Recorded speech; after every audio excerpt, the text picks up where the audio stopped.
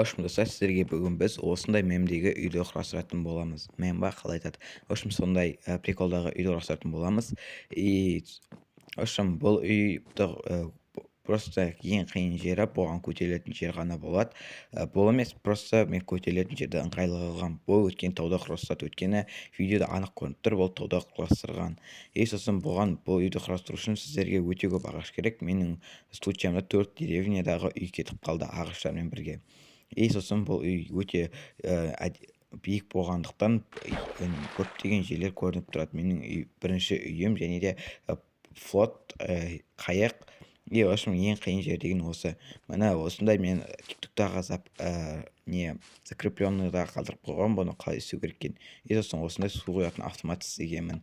Бірақ та данный момент ішінде су жоқ, өйткені мен таусылып тастағам деп айтып қойсайын. Жоқ, тиктокта просто көрсетіп жатқан кезде суды қайтып қоймаған. И сосын осындай әдемі не көтерілгенмен, и сосын әнеште менің деревнямдағы город или деревня, в общем, өзіміз білеміз. И сосын в общем, искусственный джунглия тұр. И сосын міне тағы жаңағы айтқан флотым тұр. В общем, блоктар жаңағы видеода айтатын боламын. И сосын кәнекей үйді құрастыруға кеттік деп айта салайын. И сосын бізге ең бірінші 11 қылу керек, бірақ арасында бір блок бос болу керек. И сосын бүкіл жағынан видеодағы ағашты қойып шығу керек, 12 высотамен до конца көтеру керек. И сосын осындай ағаштарды жан жағынан 4 жағынан да қою керек. И енді бүкіл ағашымызды доскаға айналдырамыз. Бұл өте қиын екен білем, бірақ та істеуге тура келеді. Достар, мен видеоның ішінде мен өте көп қате істедім, өйткені мен точно оригинал үйді таппадым. Так что мен өзімнің инстинктіммен құрастырғанмын, инстинкт мені алдап кетті. И в общем, негізгі мен видеоны өзін қарадым, бірақ та сол кезде ғана түсіндім. В общем, басында ол видео онша дұрыс қарамаған екен, бірақ та соңында түсіндім, что мен терезелеріне қате кеткенімді. Только терезесінен ғана мен оны қалай істеу керек екенін көрсететін боламын осы қазір. И бізге осылай доскамен істеп шығу керек. Есіктің алды шамалы қиынырақ туындырса да, бірақ істеуге оңай. В общем, бүкіл жерді осылай доскамен қоршау керек. В общем, достар, негізі сіздерден доскамен стена тұру керек бүкіл жеріңізде. Соны просто сындыр салсыздар. И сосын андай қалып ағаш көтересіздер. Тағы да ағаш өте көп керек екенін түсініп тұрмын, бірақ та ағаш көтеруге тура келеді, дәл солай. Дәл солайынан 4 жағынан да істеу керек, только есік жақтан ортасындағы 3 ағаш тұратын жерді просто есікке айналдырасыздар. Сонымен осылай сары панель стекло, не кәдімгі стекло емес, мен панель кәдімгі стекло шығар деп білетші жасырып алғам, так что панель керек. Қайтып барын сындыру үшін өте көп уақыт керек, өте көп уақыт керек стеклоны переплавить ету үшін. Бірақ та сіздерде жертелдеріңіз стекло сатады деген ойдамын. Сол үшін қиналмай қойсаңыздар болады стекломен. Желтый цветті просто бір сары краситель алыңыздар, бір цветок. Сосын косының мүмкамен просто көбейте саласыздар. Ол өте оңай деп ойлаймын. Өйткені кімде-кім спавнер скелетов немесе просто скелеттерді долина душтан көп өлтірген шығар деген ойлаймын. Немесе червь скелетті өлтіріп жатқан кезде содан көп, мен мысалы 4 стак тапқам, косының мүкка тапқам, және де почти бір жарты стак угол тапқам, черный скелеттің басын алып жатқан кезде. Бірақ та мен қазір өлтірмейтін боламын, әзір керек емес маған. Еще мен оны просто способпен өлтіргім келеді, өйткені тиктоктағы лайфхактарды қолданғым келеді. Дәл осылай, достар, сары панельдің стеклоларын қойып шығасыздар. Дәл осылай бүкіл 4 жағын айналып шығуыңыз керек. Сонымен бағанағы ланальма, в общем, джунглиде өсетін осындай өрмелей алатын осындай жасыл бар емес па, осыны өсіру өте қиын екен. Түсінбедім не қиын екен, бірақ та в общем, уақыт керек па оған өте көп, сондай. Сосын есіктің алды, есіктің алдында тұрып басқа жағын емес, осылай 12 блок төбеге көтеру. Міне менде бірінші рет ағаш бітіп қалды. Арасында мен видеода андай не болып қалады, кәдімгі дубовый ағаштарды мен байқамай не істеп, в общем, топормен тегісіп қалам. Соны кәдімгі не деп ойлап қалмаңыздар, мен ол видеоның ішінде өзгертуге тырысатын боламын. Келесі жылы менде опыт жеме жиналып жатқан сияқты. Дәл видеодағыдай осылай есіктің алдын істейтін боламыз. блин, видео қаншалық старый болғанмен, осы кішкентай бала ғой почти ше, сол кезде сол нормально құрастырған сияқты, өйткені идеясы ол баланың өте мықты екен. Еще причем серверде ойнап отыр да ол, чтобы оны біреу вайф тесіп кеткен кезде қашып кету өте оңай болады оған. И мынау өте безопасный способ деп ойламаймын. Өздеріңіз біліңіздер. В общем, мынау есіктің алдына қарай нажимной притол қойған. Бірақ сіздің артыңыздан зомби или крипер келатқан кезде нажимной нені плитаны басады да, есікті ашып жібереді да, и сосын сіздің артыңыздан келеді да крипер немесе зомби өлтіріп кетуі мүмкін. Если сіздерде пол хп болып жатқан кезде еще выживаниенің басында өліп қалып, үйді координаттарын білмей таппай қалсаңыздар. И сонымен біз бірінші этажда просто мен стеклоның басында қалай терезеден істеткенімді мен творческийде көрсеткенмін. Мен оны қалай істеу керек екенін творческийде негізі мен қайтадан видеоның басынан бастап істей жібердім, бірақ та выживаниеде көрсеткен шамалы удобнырақ сияқты, чем творческийдан құрастырған сияқты. Бірақ өздеріңіз біліңіздер, творческиймен сразу құрастырып көрсеткен ыңғайлы ма, әлде выживаниемен ба? И мынау просто не спуск оңай болу үшін только осындай қылып құрастыра салдым. Негізі лестницаны басқаша істейтін боламыз, видеоның басындағыдай қылып.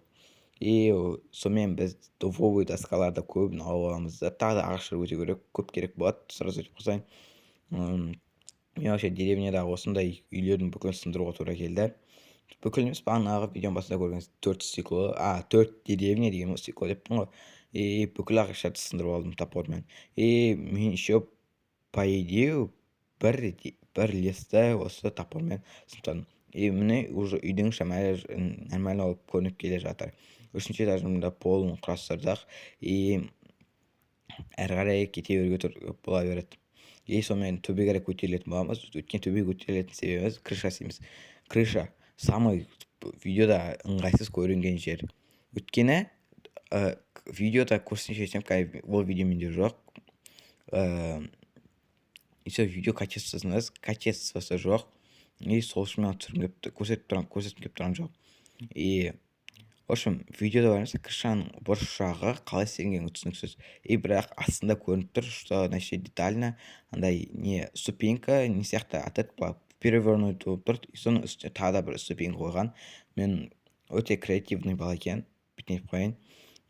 Блин, еще подводный доска алып алған подводный доска деппін ғой. Андай не барымызда бамбукпен істелінетін көтерілетін лестница сияқты, только целый блок ше.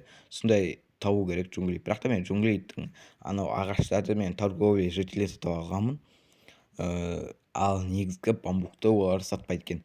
Если мен бамбукты алсам, вообще рад болатын едім, осы выживаниеде өткен бірінші не істейтін едім. Ачивка алатын едім, андай лестница істейді дегенше. А менде осындай лестница жоқ. И в общем, крышаны осы істей беретін боламыз. Өте мудный занятие. Бірақ та міне, в общем, без проблема осы болып тұр ғой. Если мен осы істейтін болсам, видеодағыдай болмайды. А мен ешқандай импровизация істегім келіп тұрған жоқ, целый видеодағыдай істегім келіп тұр. Если өздеріңіз біліңіздер, мына жақта қосып астына блоктар қоя саласыздар ма, әлде білмеймін. Просто менің ойымды қолдана салсаңыздар, вот ең бірінші ой самый нормальный сияқты, что былай просто кәдімгі классический қалап былай қошыр салған. Мен өте көп ойланам, пойдем қазір мен істейтінді білмей тұрған сияқтымын, иә. Мен просто озвучка жасап отырмын да, выживаниеде ойнап отқан кезде телефонмен просто ойнап отырып сөйлеген кезде андай осының микрофоны былай глушить ете беремін да, и сосын мен капкутпен озвучка ететін мен сол озвучить ететін боламын. И крыша осындай болды. Нормальный сияқты пойдем. И енді ішкі интерьер келесі видеода мен тағы да бір үй құрастырып жатсам, мен айтатын болам, типа степ. В общем, екінші кезең, бірінші кезең деген сияқты сондай қылып өзгертетін болам. И сосын достар, осы видеоны не қойдым, өйткені алдыңдағы есікті қалай дұрыс істеу керек екенін көрсеттім. И сосын достар, енді ішкі интерьерді істеудің уақыт келді. Өйткені мынандай простой лестница істеуге болады. Алдыңғы есіктен просто ең ағаштың 2 блок былай қойсыздар да, и полный не қойсыздар. забор қойса да, и соның қасына қарай пол не ступенькілерді қойып шығарсыздар. Мен бұған просто уақыт бөлгім келмеді, чтобы қалай істеу керек екенін. Бұл минимальный домик болғаннан кейін ұзақ уақыт видео алғаны ыңғайсыз болуы мүмкін дедім. Сосын достар, просто сундуктарды осылай қойып қойсыздар, видеода анық көрініп тұр, как через стекло осындай сундуктар тұрғанын. Сосын картинкаға дұрыстап қарасақ, видеоға дұрыстап қарасақ, картинка деп ғой. Что значит тағы да гүлдер тұрған заттар тұр. Соны істеуіміз керек біз. Достар, тағы да видеодан көрген шығарсыздар, бір панель сынып тұрғанын. Мен ол панельді просто қоя салдым, өйткені бір түрлі шығар, что мен үй құрастырдым, и бір жері дұрыс емес, стекло терезе салқын кіріп қалуы мүмкін ғой деп өтетам. Сонымен біз осылай перевернутый ступенькілерді қоямыз да, сосын осылай нені қойып шығамыз, ағаштарды.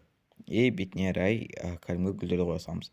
Сосын, если достар, сіздер тауда құрастырып жатсаңыздар, менікі сияқты осындай шамәл булыжник немесе кварц или гравий, сондай серый цветтері бар, немесе тауға ұқсайтын сияқты не блоктармен қойып, шамәлі үйіңіз тұратын үй жағыңызға шамәлі не живой вид берсеңіз болады. Менің просто сіздерге беретін идеям. Сосын осветить қойыңыз, өткен тауда өте көп зомби шығады екен төменде. Бірақ та тау өте кішкентай болғандықтан негізі зомби аз шығу керек деген ойдамын. Тауда өте көп ешкілер шығады, сонымен зомбилардың несін появлениесін азайтады. Сонымен достар, төменгі освещениеге оңайырақ мынандай не істеуге болады, кәдімгі лампа просто 5 блоктан ара қашықтық қойыңыздар мен сияқты. Өйткені факелдің освещениесі 5 блок ара қашықтықты береді. Точно сіздер выживаниеге не зомби немесе крипердің АФК тұрған кезде өтіп қалмау үшін мен просто каждый 5 блок сайын қойдым, өйткені 10 блок ара қашықтықтан емес, 5 блок ара қашықтықтан, өйткені мен точно уверен болғым келді, что не зомби мен немесе крипер шығып кетпесін деп. Өйткені сен екінші тарғамыдай істесек, астында көрініп тұрады, как әнеше рычаг немесе бір нәрсе оны активировать етіп тұрғанын. Ол неприятно, так что бірінші этаждан скриптіні істеуге болады. Просто бұл 2 блок төменгірек қазамыз, сосын оның астына рычаг қоямыз. Міне қазір көрсететін боламын.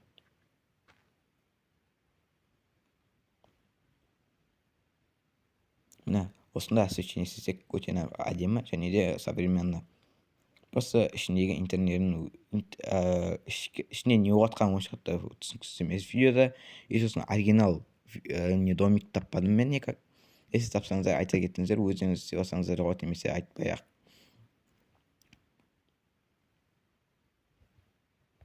Просто бұл үй не құрастырдым, өйткені мен начальный выживаниеде жүрмін. Мен сіздерге көрсеткім келді, қалай жаңа серверде немесе басқа да өзіңіздің жаңадан бастаған выживаниеңізде үйді 4 бөлшекті емес, ұштап әдемі немесе әдемі скаты бар, және де үстінде дизайны бар. Мен өзім TikTok каналымда осы үйге жасаған кроватты қалай жасағанымды TikTok каналыма түсірдім. Ол видео нормально жинады, просмотр жинады. Немесе просто еніп тұрсаңыз, осы YouTube каналда шортстан мен түсірдім. Сосын мен осы выживаниеде, начальный выживание жүргендіктен, мен ботаникамен оншатта қатарласпағаннан кейін космомкамен шыққан гүлдерді қоя салдым. Сосын іштегі ақ блоктарды бос тұрмасын деп, олардың астына бір факел қойып, тағы да не лампа из красного камень емес, осындайды. Үшін бұл қалай крафт етеді, үшін 4 не керек, редстоун керек, сосын бір камень света керек. Он шелк, сондай керек, камень света ме па, солай емес аты.